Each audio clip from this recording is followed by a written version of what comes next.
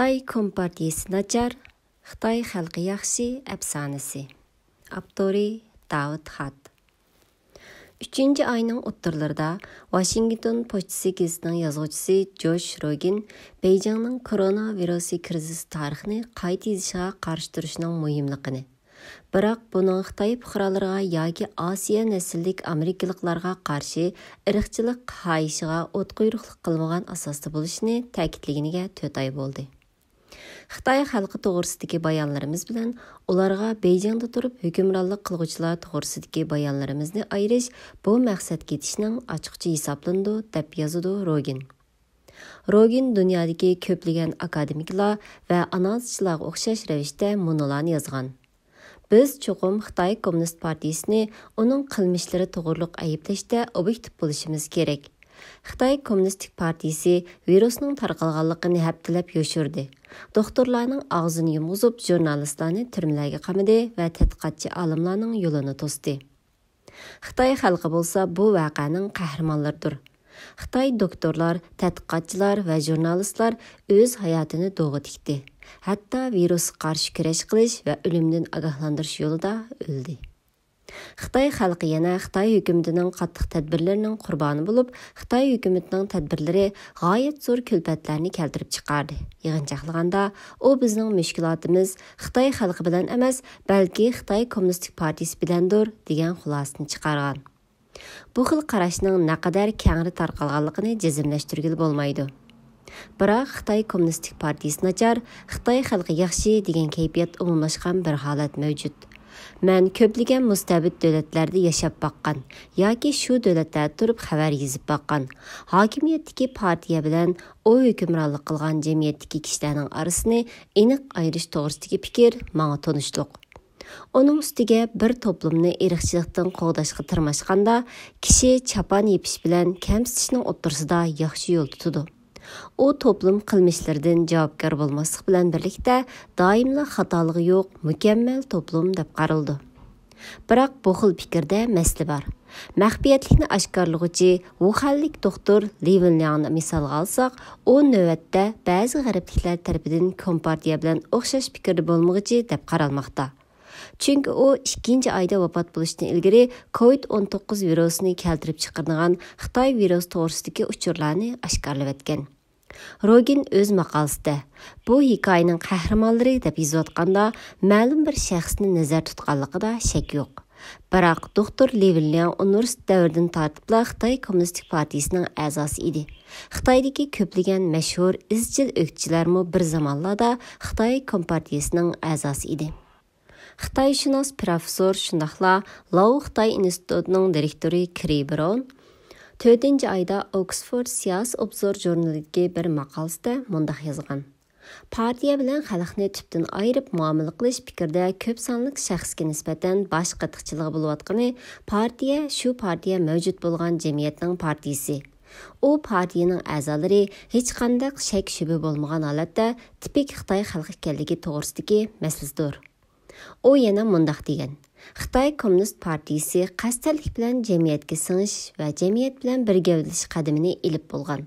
Xitoy Kommunistik partiyasi bilan Xitoy jamiyatining o'rtasidagi murakkab munosabat to'g'risida eng ehtiyot bilan so'zlangan so'z ularning orasidagi munosabatning to'limi murakkab ekanligidan iborat.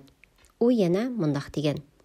Shuningdek, navodsiz kompartiyaning razilligi deganlar to'g'risida so'z qilmoqchi bo'lsangiz, u holda siz ko'plagan Xitoy fuqarolariga mushu xil usul bilan tamg'a urgan bo'lasiz. Qandaqli bo'lishdan qat'iy nazar, Kommunistik partiya a'zolari boshqa alohida to'plam emas, balki Xitoy xalqidir.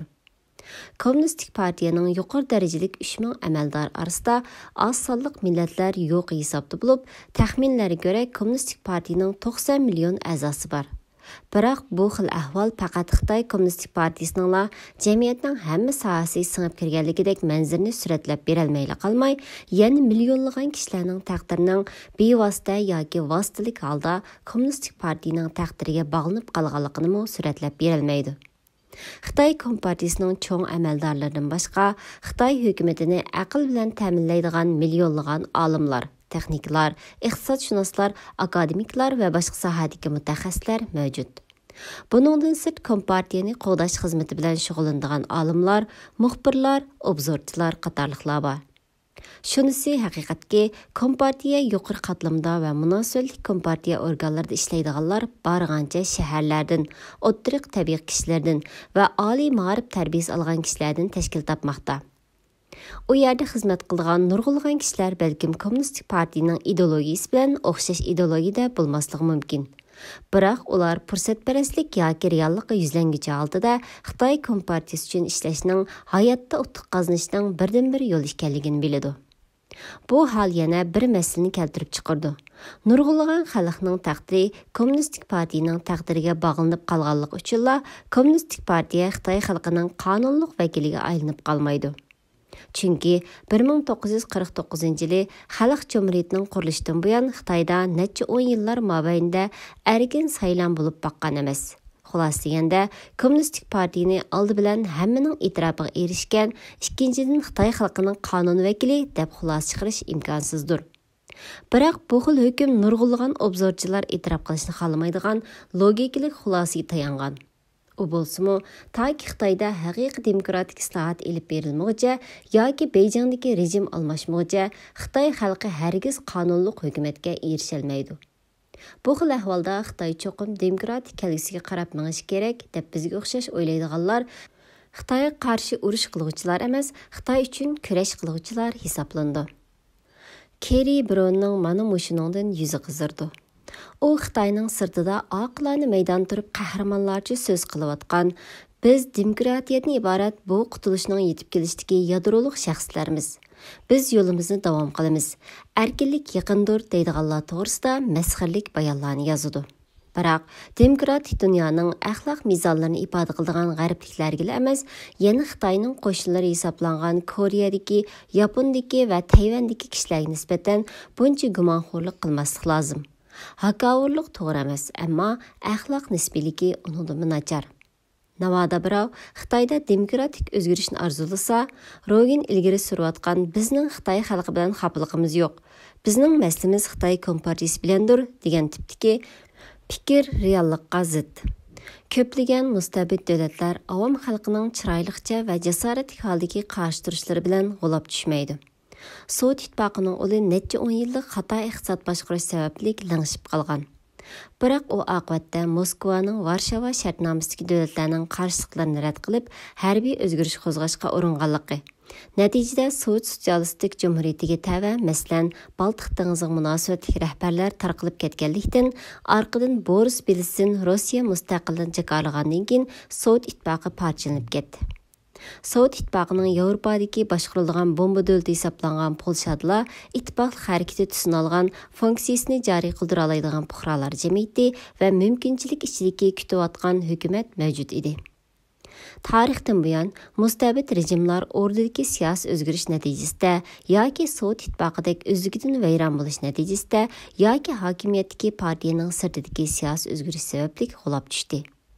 Keyingi xildagi siyosiy o'zgarishga avom xalq qatnashgan, biroq uningdan ko'p harbiy qatnashgan.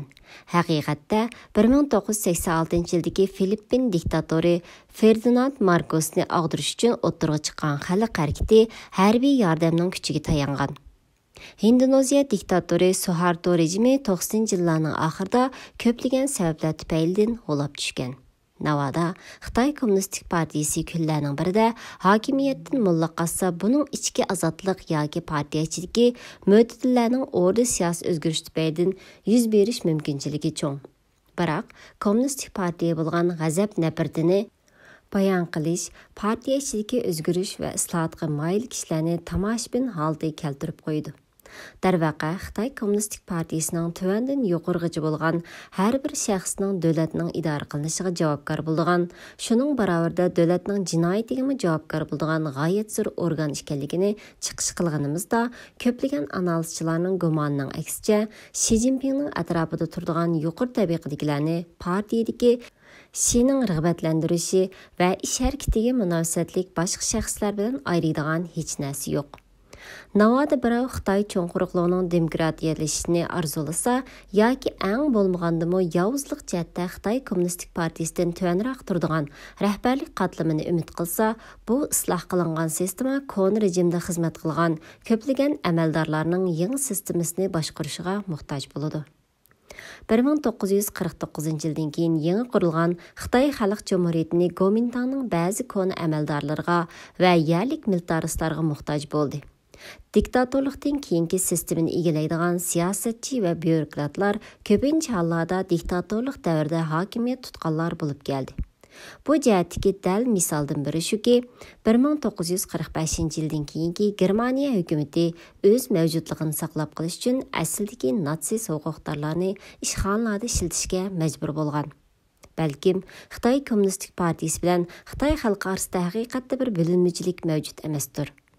Ammo dunyoning har qaysi joylaridagi demokratlar Xitoyning ichi va sirtidagi islohotchilarni va islohotchi mutafakkirlarni qo'llaydiganligini, shundaqla Xitoy Kompartiyasining ko'plagan muhim amaldorlaridan tortib, Xitoy xalqini o'z ichiga olgan diktatorlikqa moyil kishilarga qarshi turganligini so'zlash kerak. İngilizceden Hikmetiyar İbrahim tercümesi.